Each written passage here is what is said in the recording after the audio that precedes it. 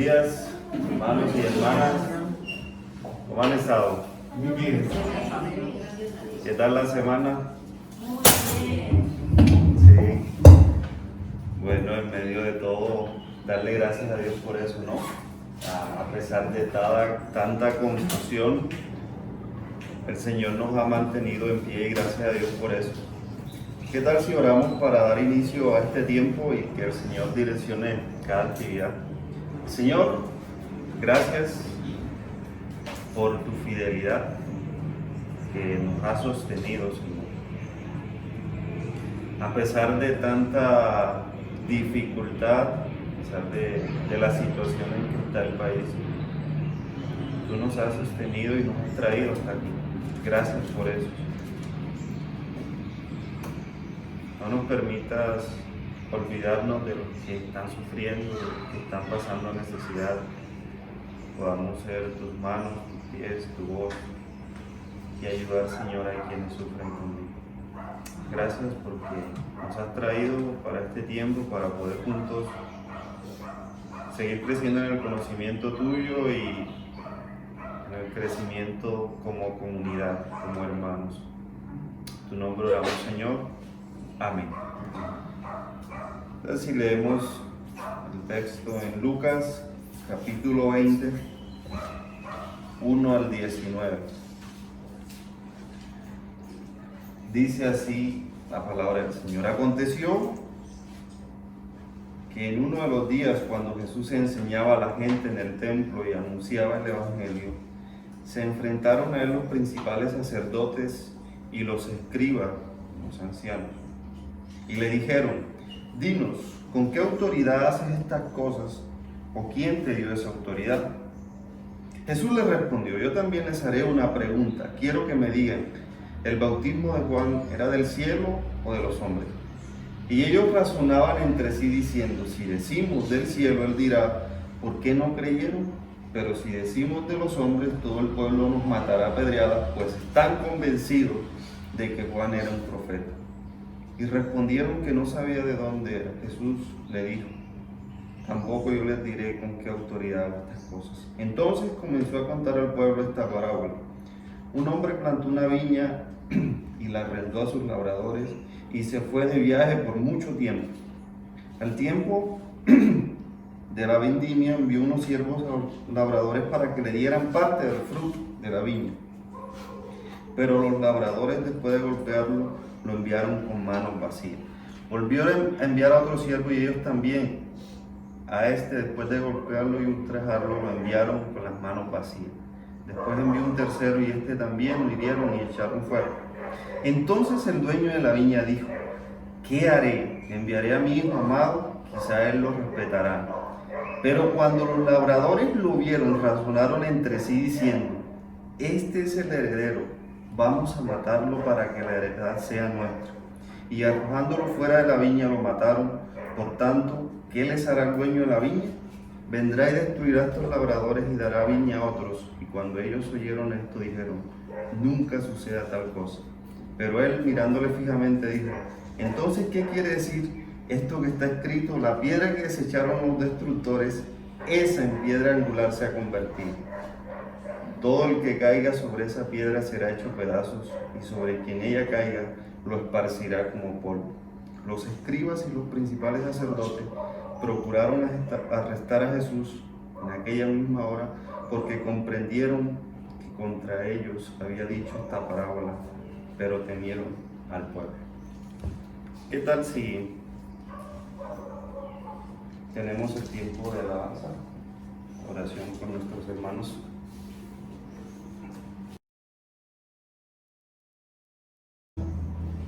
Buenos días, hermanos y hermanas. ¿Qué les parece si nos ponemos de pie?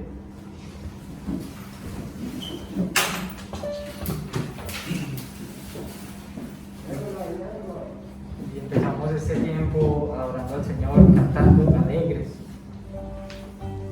creyendo que Él realmente nos escucha y está viendo nuestro clamor, a nuestras oraciones.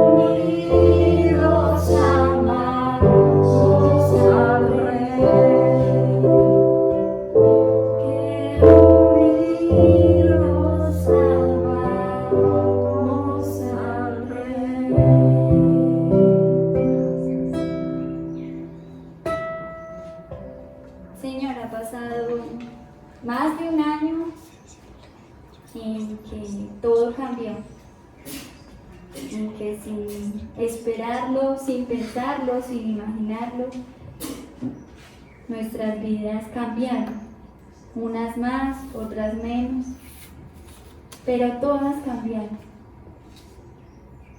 Y lo sorprendente es que a pesar de los cambios, de las crisis, de las realidades, nos has traído hasta aquí. Nos tienes con vida por tu misericordia. Nos tienes con techo, alimento, salud, por tu gracia, Señor.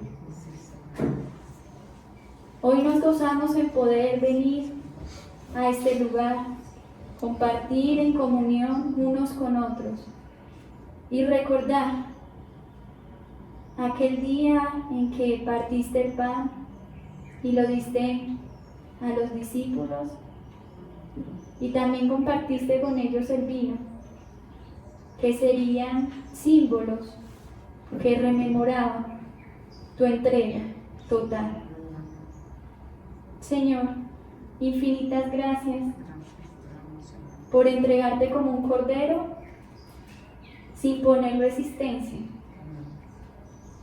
por entregarlo todo por amor, y porque por ello hoy nosotros podemos acercarnos confiadamente ante el trono de la gracia, sabiendo que tú estás allí, con las puertas abiertas para escucharnos, para abrazarnos, para acompañarnos como sufriente en medio de los padecimientos de la vida. A ti sea toda la gloria, Señor, y toda la alabanza.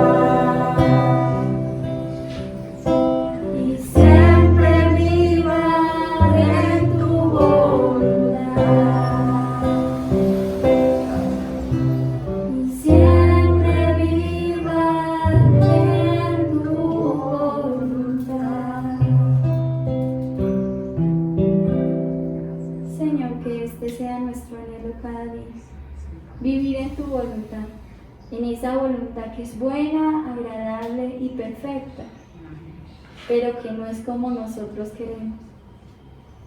Y que pues implique muchas aquellas cosas que no queremos atravesar, pero que aún así nuestro anhelo y nuestra oración, Señor, sea vivir en tu voluntad, en esa voluntad que nos conduce al Padre y que nos asemeja al Hijo. Amén. Hermanos, hermanas, pueden sentarse. Gracias a Dios por este tiempo. Quisiera recordarle nuestra canasta de amor. La canasta ha estado vacía en estos días. Entonces, recordarla, por favor. Las botellas de amor también, no se les olvide. Por acá hay una, gracias, Valen. Y bueno, seguimos también con una vereda en el corazón. La ropa que usted no use, que esté en buen estado, también se puede darle un buen uso a una persona que no tiene. Entonces, recordarle eso y recordar a las peticiones de nuestros hermanos que están enfermos, el doctor Daniel, Pachito, don Héctor, para Mantina también seguimos orando. Y bueno, no sé si alguien tiene otra petición.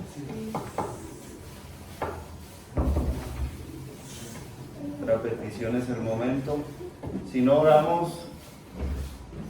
Y bueno, las ofrendas también están por allá, ya saben.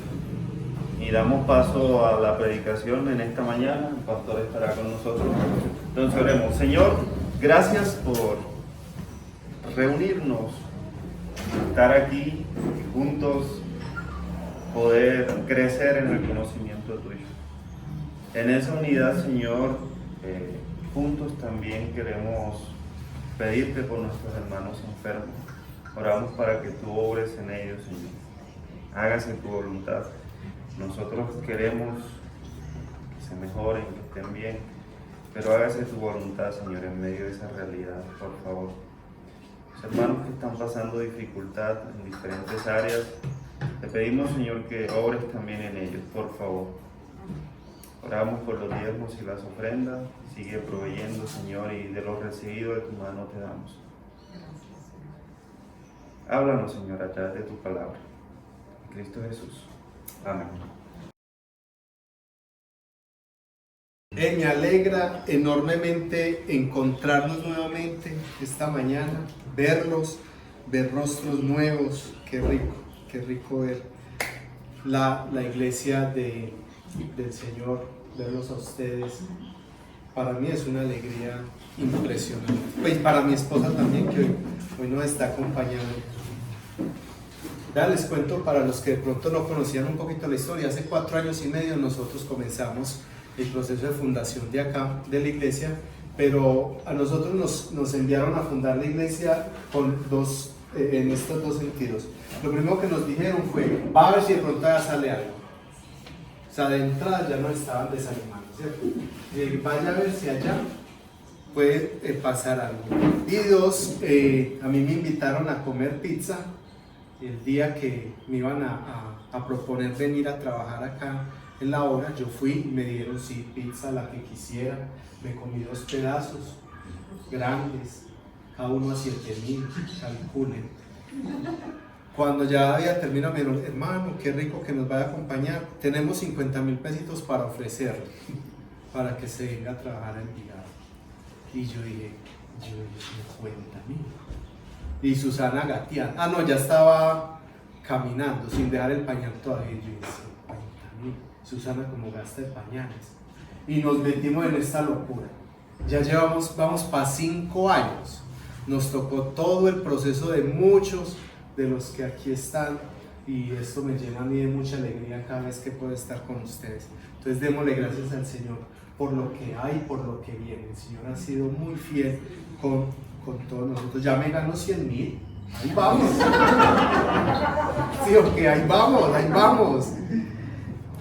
Leamos pues el texto que nos compete reflexionar esta mañana, una parábola, una historia de Jesús. ¿Quién me recuerda las características de una parábola? ¿Qué hay en una parábola? Una historia con un desenlace, con una enseñanza. Historia con un final, con una enseñanza, con varias enseñanzas. Muy bien. ¿Qué más? Elementos de la vida cotidiana.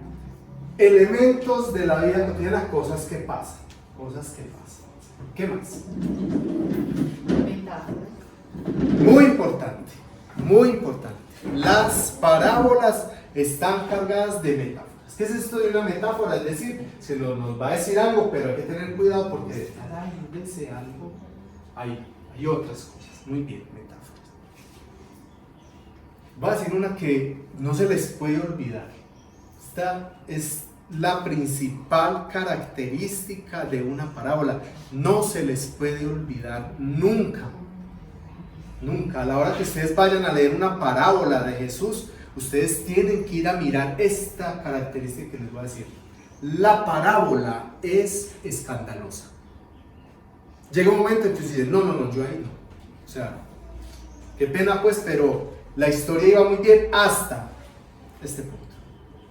¿Cuál es el momento escandaloso del hijo pródigo? Cuando el papá sale Al encuentro. al encuentro. ¿Y qué le dice el papá? Entonces, noten que el hijo pródigo llega y le dice que le voy a decir a mi papá que me porté muy mal y quería tratarme como un esclavo. Todos, en sus 5 sentidos, todos nosotros diríamos, sí señor. Muy bien, así es que lo pongan para que se recupere esa plata por malgastón. Y este muchacho llega y el papá es que vamos a hacerle una fiesta. Y dice, no. ¿Cierto? La mujer que va y se encuentra la monedita. ¿Cuál es el escándalo de la monedita? ¿Ah? El escándalo de la monedita es decir, tanta cosa por una monedita sabiendo que tenía un pocotón de monedas más. ¿Cierto? Ese es el escándalo. Quiero que pensando en esto, ustedes detecten el escándalo de esta parábola. Vamos pues. Comenzó, estoy leyendo en Lucas 29 al 19. Comenzó luego a decirle al pueblo esta parábola, esta historia. Un hombre plantó una viña, la arrendó a unos trabajadores y se ausentó por mucho tiempo. Y a su tiempo envió un siervo a los labradores para que le diesen del fruto de la viña. Pero los labradores lo golpearon y lo enviaron con las manos vacías. Volvió a enviar a otro siervo, mas ellos a este también lo golpearon y lo deshonraron y lo enviaron con las manos vacías.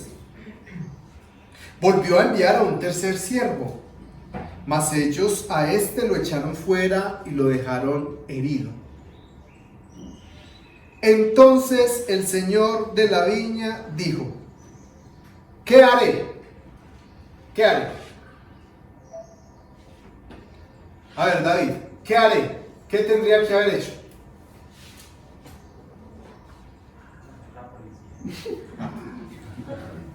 Punto. Armar los siervos que quedaron. ¿Sí o qué? Voy con toda. ¿Qué haré? Dice el Señor, ¿qué haré? Él mismo le responde. Vale la grandiosa idea. Enviaré a mi hijo amado, quizás cuando lo vean a él le tendrán respeto. Mas los labradores al verlo discutían entre sí diciendo, este es el heredero, venga matémosle, para que la heredad sea nuestra. Y lo echaron fuera de la viña y lo mataron.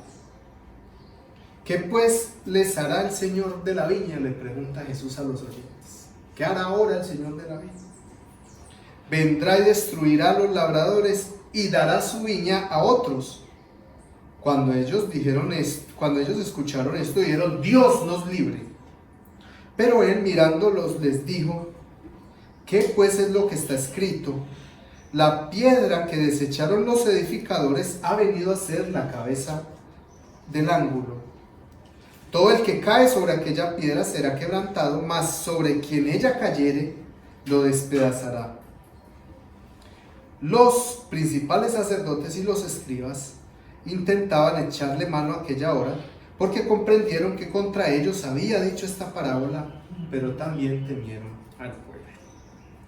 Les propongo entonces una rutica para poder estudiar esta parábola y que miremos a través de ella dos elementos. El primero de ellos es un privilegio que lo damos en estos términos, el privilegio de la insistencia amorosa de Dios. Hay un elemento claro en la parábola de una insistencia de Dios claramente manifiesta en lo que hace con los siervos y luego con el Hijo. Entonces esta parábola nos lleva a pensar en un privilegio de la insistencia de Dios, ¿cierto? Y por otro lado nos lleva a pensar en una presión. Si por un lado tenemos el privilegio de una insistencia de Dios amorosa, por otro lado tenemos la presión de Dios de su insistencia también amorosa. La parábola comienza entonces con un señor, un dueño, que pues primero nos deja un tema que sería necesario como explotar, y es este elemento de que el hombre se va, y se va por muy poquito tiempo, ¿cierto? Por mucho tiempo. Entonces aquí, si nosotros vamos a empezar a ponerle nombre a cada uno de los personajes de la parábola, ¿qué tal pensar que este señor que se va por mucho tiempo sea Dios? El Dios que se ausentó por mucho tiempo. ¿Cómo les suena eso?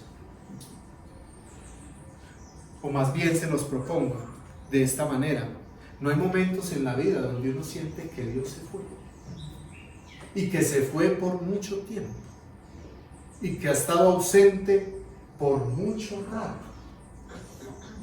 Estaba leyendo hace poco que lo que llevamos de pandemia, y Tatiana nos lo presentó también en una reunión hace pocos días, se está hablando ahora de un agotamiento social. Es decir, la gente anda cansada, así no haga nada, pero andan ya cansados, agotados. Hay un agotamiento social, agotamiento que tiene que ver porque la circunstancia nos sobrepasa. Bien, esta parábola comienza con una idea aterradora, o con una idea que genera pues choque. El dueño se ausentó por mucho tiempo, y cuando el gato se va, los ratones hacen fiesta. Entonces se ausentó por la viña, y en algún momento decide entonces recuperar su viña, pero se encuentra con una pequeña dificultad, es que la habían robado. Encuesta número 1, por favor, levante la mano a aquellas personas que les gusta que les roben. Cierto que gano, qué delicia que me quiten 100,000 pesitos. Si a nadie le gusta que... Todavía se habla por ahí que fue gol de Yepes. En plena pandemia la gente discutiendo que si fue gol o no fue gol de Yepes. A nadie le gusta que le roben. A este señor no le gusta que le roben, y entonces él llega y dice: voy a recuperar la viña. Pero ¿qué significa la viña? ¿Qué es la viña? ¿Un árbol solamente? Muchos árboles. Muchos. Pero ¿qué representaba en aquel tiempo una viña? Posibilidad de un buen vino.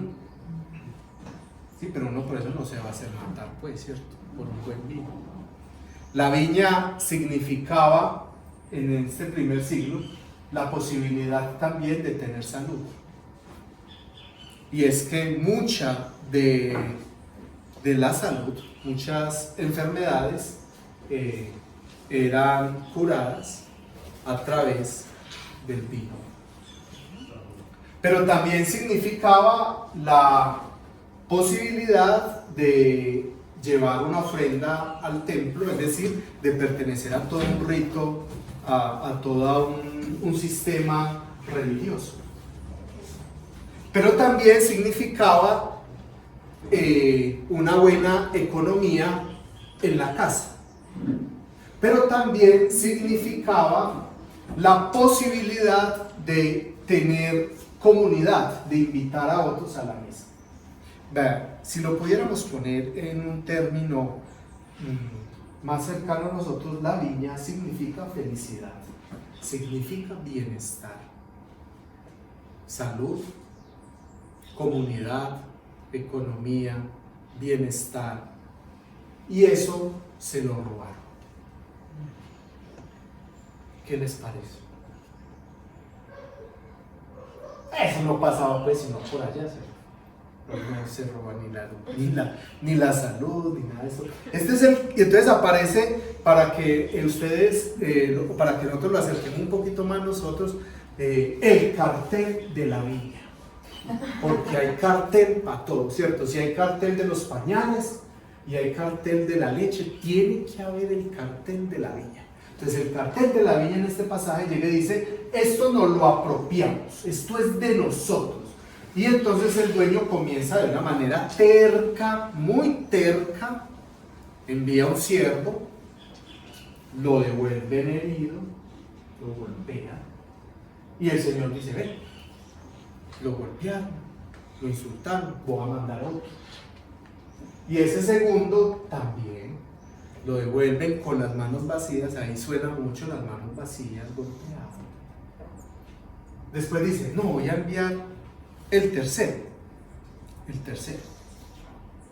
Pasa lo mismo. Y entonces aquí el escándalo. Esta sí es la parte escandalosa de la cosa.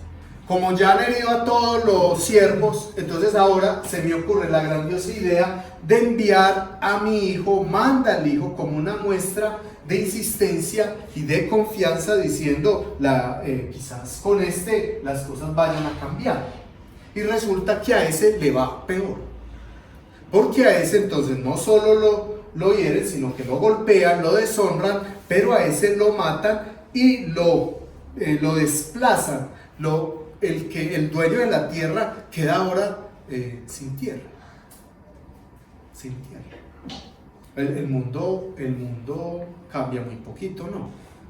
¿Cómo es que hoy todavía se vea esto? Que te destierren para quedarse con tu tierra y que maten a tus hijos. Bueno, reunamos entonces estos elementos. Hay una viña, hay unos labradores, hay unos siervos heridos, hay un hijo muerto, pero toda parábola también tiene una música de fondo. Una música de fondo. Es decir, que el tema, el significado de la viña no lo encontramos solamente en este pasaje. ¿En qué otro pasaje de la Biblia se habla de una viña? A ver, ayúdenme. Hagámosle una evaluación a Deidel. Deidel, ¿en qué otro pasaje de la Biblia hay? Pues la viña de Nabot, no sé, en el Antiguo Testamento. ¿En qué capítulo? ¿Conmigo es así, sí o qué? Tirar con toda. La viña de Isaías, capítulo 5, ¿cierto? La otra parábola. Y en esa parábola Dios tiene una queja porque Dios le dice al pueblo, imagínense que yo sembré una viña para que me diera lo que esperaba, unos frutos dulces, pero me ha dado unos frutos amargos. ¿Qué representa la viña en la Biblia? La viña representa el proyecto amoroso de Dios para la familia humana. Eso es la viña.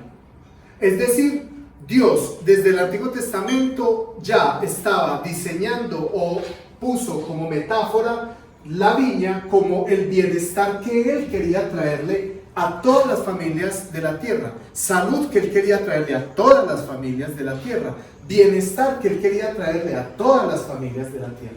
En un principio, quien tendría que haber ejecutado dicho proyecto era el pueblo israelita. El pueblo israelita en el Antiguo Testamento está para dar a conocer a este Dios de bienestar, de vida, pero dio frutos amargos. O sea que el proyecto allí terminó. Leamos por favor, David, un texto en Crónicas que también es como una musiquita de fondo de esta parábola. El Señor Dios de sus padres les envió palabras repetidas veces por sus mensajeros, porque Él tenía compasión de su pueblo y de su morada. Sí, lee el otro.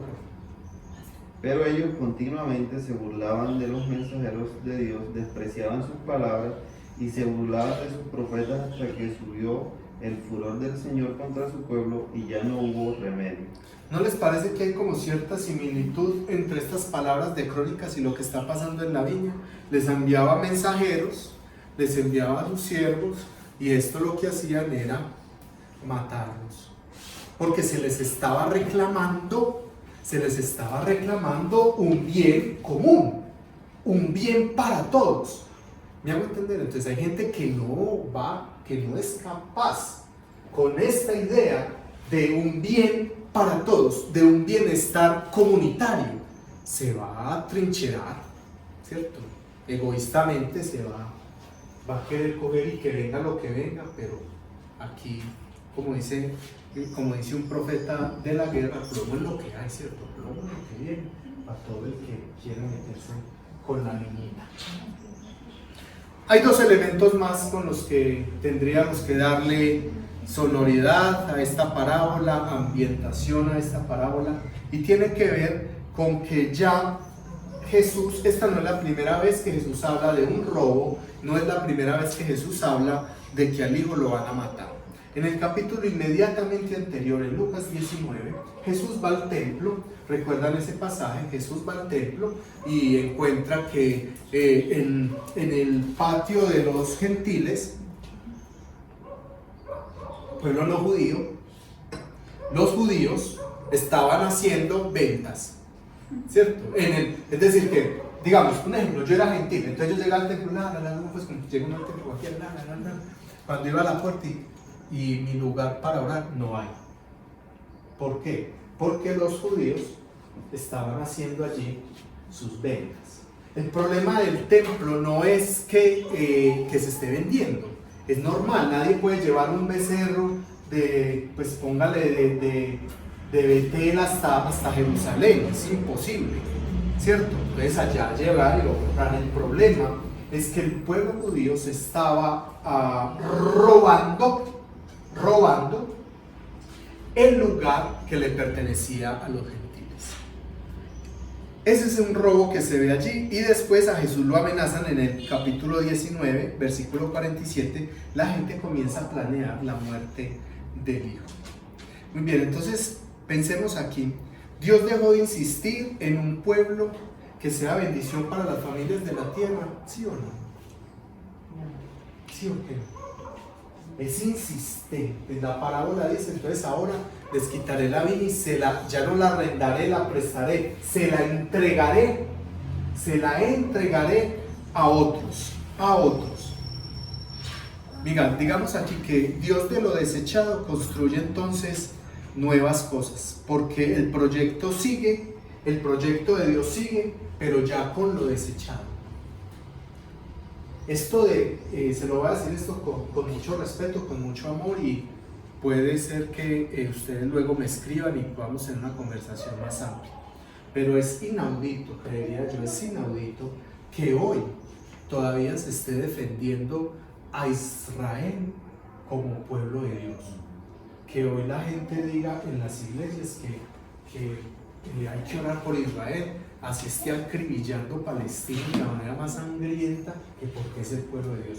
Cuando yo escucho eso, digo, ¿y a dónde? Pues, o sea, ¿en qué parte de la Biblia no han terminado de leer? Porque esta parábola es justamente lo que Jesús está diciendo, es que ese fundamento con el que se construía el reino de Dios, con lo que se construía el bienestar para el mundo, ha sido cambiado. Ya la viña no le pertenece a los labradores. ¿Por qué? Porque se la quisieron apropiar. Porque egoístamente la quisieron tener para ellos. Porque no la compartieron. Porque no la democratizaron. Porque se la aferraron como si fuera de ellos. Ya no hay entonces manera de que Dios continuase el proyecto con ese fundamento. Por eso dice la escritura, dice acá, Jesús termina hablando de que ahora lo desechado, la piedra desechada, ahora es fundamento. La piedra desechada que es Jesús es fundamento. Les pregunto, ¿fundamento para qué? Edificio. Porque es que las piedras se usaban para construir, ¿o no? ¿Para qué? Para el templo. Para el templo. La iglesia. Oh, ahí es donde está. Recuerde que en el capítulo 19, Jesús desde el templo, los discípulos lo miran y le dicen: Señor, mira qué belleza este templo. Le dicen: no quedará piedra sobre piedra, ¿sí? Es decir, este templo que de alguna manera albergaba la presencia de Dios dada en una estructura arquitectónica, además, esto que ustedes consideran que aquí está Dios, esta piedra, este fundamento, esta idea, no quedará absolutamente nada. Como no hay nada, entonces Dios toma una nueva piedra para un nuevo templo. En ese templo estamos entonces nosotros. Dice la Escritura: ustedes son templo, ya ustedes son templo de Dios, ¿cierto? Son templo. Entonces, la iglesia, por un lado, tenemos ese privilegio de tener un fundamento inamovible, permanente y persistente. Dios sigue con su proyecto. ¿Cuál es el proyecto de Dios? Traerle vida a la humanidad, traerle bienestar a la humanidad. Pero ya no es un pueblo, ya no es a través de un pueblo, ya es a través de la iglesia. Una iglesia que se fundamenta en las palabras de Jesús, en las enseñanzas de Jesús, en la vida de Jesús. Pero este privilegio también nos trae una presión, y es la presión de seguir hablando y viviendo esa insistencia de Dios, de su proyecto, de su reino. ¿Es un privilegio tener a Jesús como piedra o no? ¿Qué representa la piedra? Seguridad. ¿Qué más? Firmeza. Tranquilidad. Autoridad. Estabilidad. Salvación.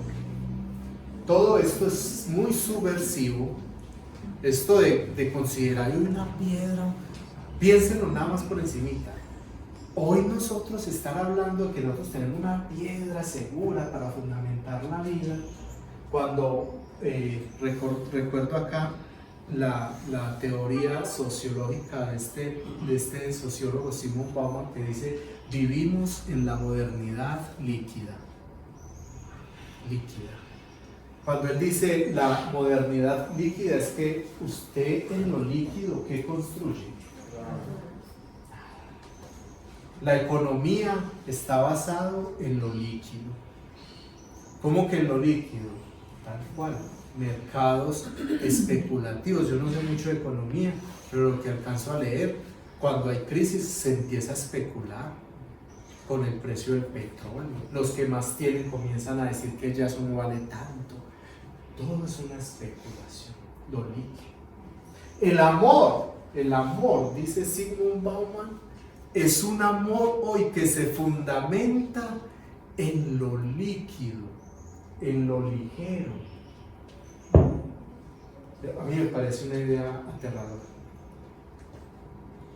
Un amor, lo que está esta semana, un amor donde los amantes se encuentran para decir: es que me tengo que entender, ¿cierto? Es decir, este objeto de mi amor tiene que ser alguien que me traiga una complacencia, ¿verdad? Está hecho para complacer. Y de lo contrario, entonces no podemos hablar. Amor, muchacha, no lo estoy desanimando, ¿listo? De una vez, pues ahí les tiro la cuña, no es por desanimarlas, pero el amor líquido, la economía líquida, y mi preocupación es que hoy también estemos viviendo una iglesia en lo líquido, una iglesia que navegue en esa inestabilidad del mundo. ¿Cuál es la presión que nos presenta este pasaje? La presión en este pasaje la vamos a entender en las preguntas que Jesús está haciendo.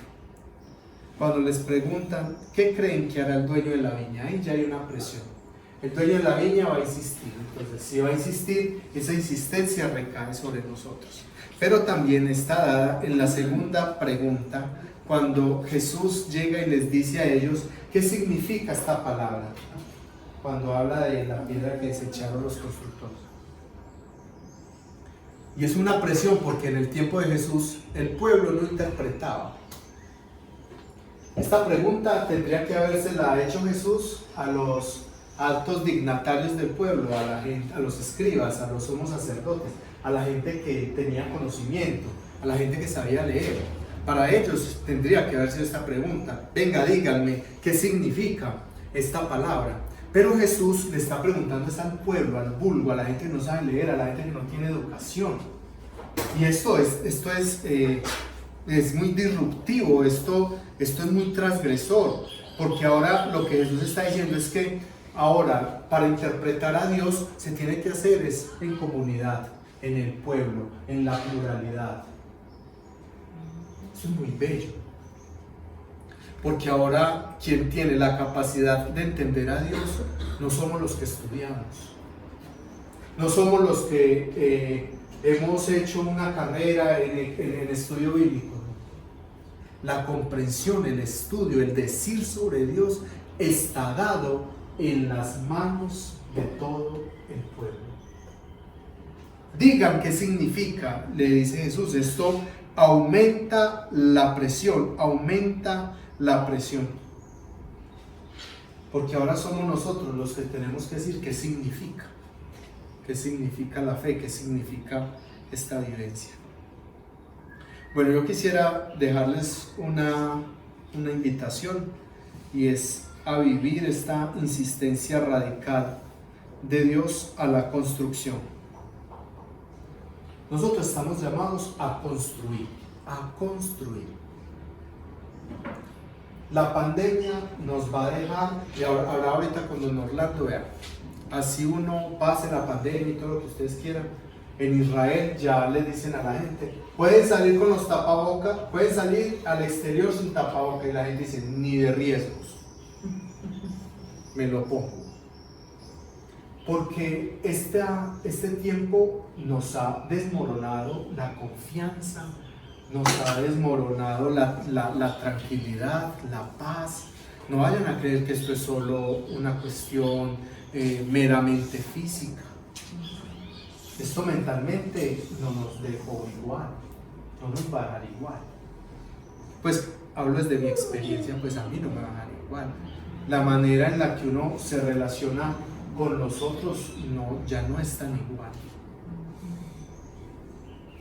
Y esto hay que reconstruirlo, porque lo decía, yo no sé si David o Tatiana ahora, Tatiana, queriéndolo, ¿no? El mundo nos cambió, y esto hay que reconstruirlo.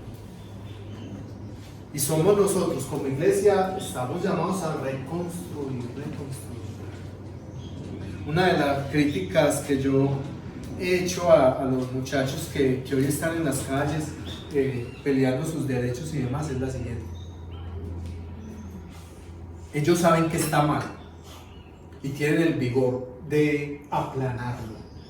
Yo sí creo que la juventud de hoy tiene toda la fuerza para derrumbar, para quitar, y tienen el vigor para hacerlo. Mi sospecha es que no saben qué poner a cambio de lo que saben que tienen que destruir. La incapacidad de crear. Entonces, tienen claro que está mal y está muy bien eso, y que van a ir y lo derrumban. Perfecto. ¿Y qué van a poner? Y no es una cuestión de pereza mental, no, de incapacidad, no. Lo que pasa es que esto es algo que nos sobrepasa. Lo que se destruye, no necesariamente cuando estamos destruyendo, cuando se nos destruye algo, sabemos que sigue. Ese es justamente ahora el dilema en el que nos encontramos. ¿Qué sigue? Bueno, lo que Jesús nos invita en esta parábola es a entender que ya pues en un término mucho más cercano a la espiritualización, si se quiere, lo que Jesús nos está invitando es a una construcción, pero una construcción de la fe que se pluraliza.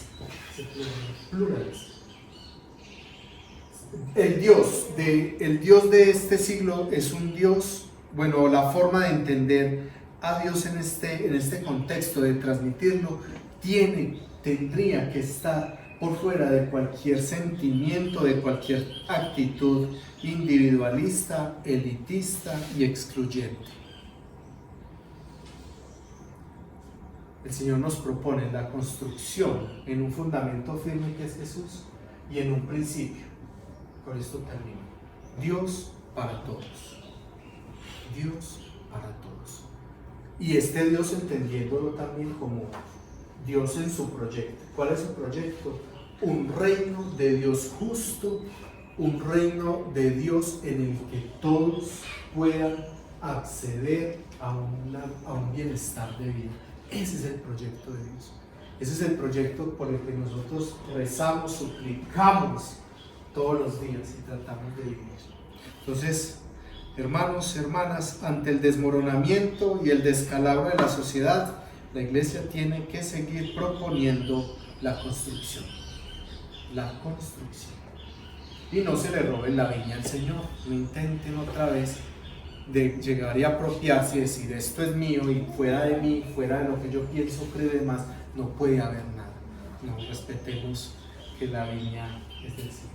Que el Señor los bendiga. Terminemos orando, ¿sí? Señor, queremos darte gracias por este tiempo en el que nos permites estar juntos. Gracias, Señor, porque a través de esta parábola nos muestra, Señor, tu insistencia, tu capricho de amor para que se siga predicando el Evangelio, la buena noticia que es para todos, que es para todas. Perdónanos si en algún momento, Señor, pretendemos poner nuestro propio fundamento basado en el egoísmo, en el individualismo y demás, y dejamos de lado que lo que nos ofreces, Señor, es una vida de pluralidad, una fe que abraza, una fe que atrae, Señor, no que rechaza.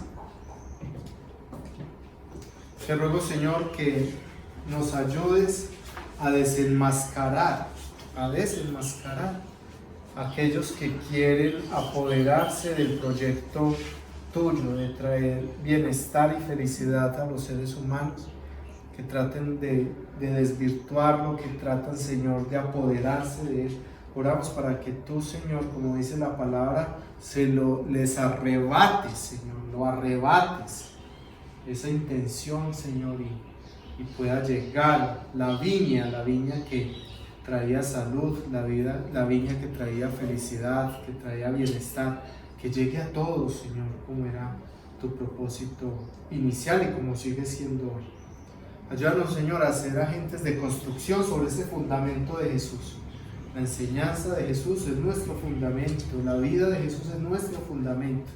Y aquí tenemos entonces que construir otro templo, construir, Señor, otra pieza, otra alcoba, Señor, donde nos podamos encontrar contigo y ofrecerle, Señor, al mundo espacios donde se puedan encontrar contigo. Propiciarlo, Señor, desde el amor, desde la empatía, Señor, desde la solidaridad. Te damos gracias en el nombre de Jesús. Amén. Bueno, hermanos, recordamos también esta mañana la noche en la que Jesús fue entregado. Ustedes recuerdan que estaba comiendo Jesús con sus discípulos, que yo los pienso y me veo en ellos como soldaditos de plomo, muñequitos que estaban constituidos por tantas contradicciones, ¿cierto? El caso de Pedro, que llegó a la mesa jurando que nunca iba a negar a Jesús. o en el caso de Judas, que llegó y se acercó sabiendo que ya estaba negociando. Entonces los que están en la mesa son personas que se acercan con sus contradicciones y se acercan por invitación de Jesús. Entonces Jesús esa noche, cuando iba a ser entregado, Jesús tomó el pan, que era símbolo de su cuerpo, y lo partió, y lo bello es que lo reparte. Se parte, se reparte y se comparte. Claro que uno diría que muchos de los que estaban allí no merecían que ese cuerpo santo, inocente, fuese partido por ellos. Pero Jesús lo hace con amor, lo hace con compasión. Lo entrega y les dice a sus discípulos: coman, porque este es mi cuerpo que por ustedes es entregado. No es entregado por una ideología, por una religión más. Es entregado por ese convencimiento que tenía Jesús, que el camino para mejorar el mundo, que el camino de la salvación y de la sanidad de los pueblos se encontraba en el darse en amor, en el darse en compasión. Después de que comió, Jesús tomó la copa, también le dio gracias al Padre y se la entregó a sus discípulos y les dijo: tomen, esta es mi sangre, que por ustedes también es derramada. Esta sangre como señal de un nuevo pacto. ¿Qué es esto del pacto? Es un nuevo compromiso, una nueva manera en la que Dios desea relacionarse con los seres humanos. Ya no a través de unas leyes que se cumplían de manera a veces inconsciente y religiosa, sino una nueva manera de vivirlo a través de una fe avivada. San Pablo, pensando en esta noche, le habla a los corintios diciéndoles que cada uno de los que vayan a participar en la mesa se debe probar, se debe examinar. Entonces yo los voy a invitar a que ustedes se examinen, a que ustedes puedan hacer una evaluación de su vida, si están cumpliendo ese proyecto compasivo de Dios acá en la tierra.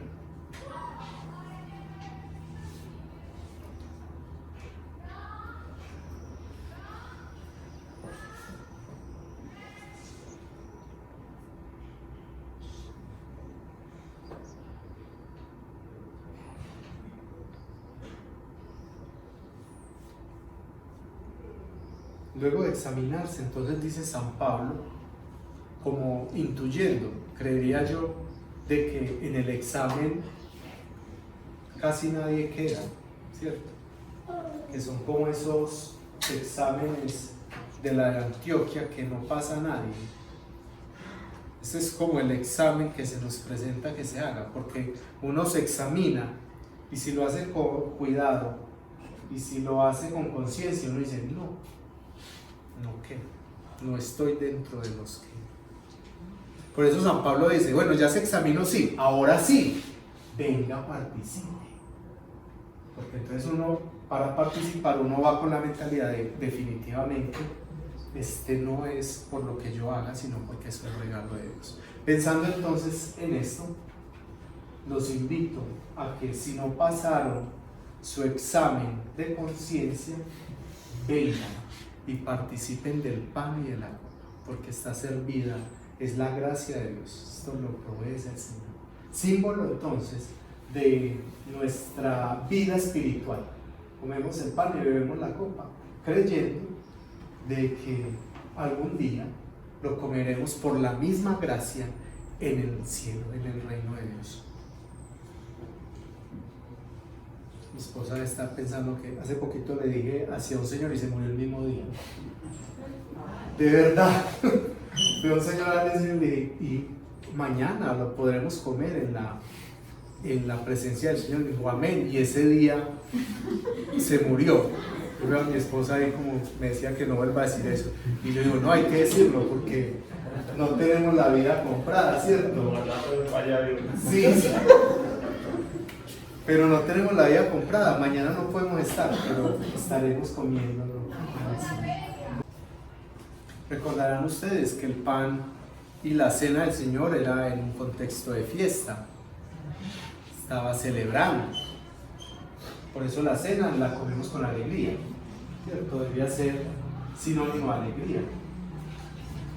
Me provoca a veces cuando doy la cena y veo que la gente llega y le dice, ¿cómo le cambié la cara? Que estamos celebrándole el cumpleaños de Jesús, ¿cierto? Qué pena con Jesús que pasemos a la cena sin alegría. Porque Jesús dijo, háganlo en memoria mía, por mí. Se trata de mí. Venga, María de Jesús. Mientras ustedes bailan, yo les recibo. Entonces bailan ahí. Mapale, yo les recibo. Demos gracias al Señor. Padre, te damos gracias por el pan, símbolo de nuestro bienestar espiritual.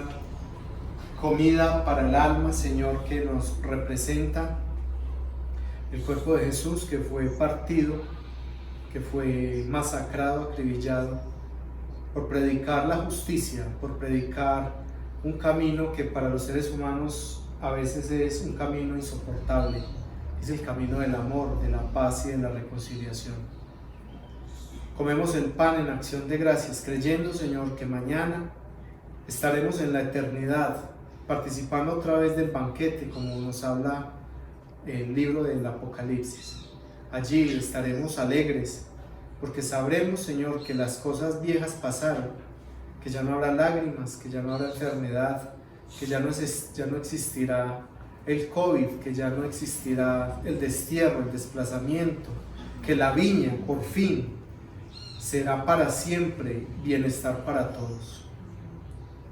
Comemos el pan en acción de gracias, también bebemos la copa, Señor, que es símbolo de este nuevo pacto consagrado en gracia y en misericordia.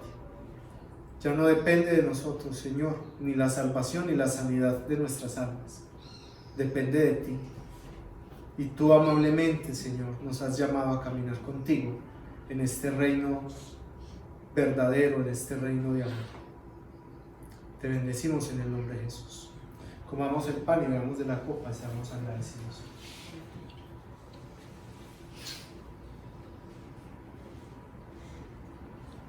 Bueno, hermanos, bueno, no, pues quedan despedidos.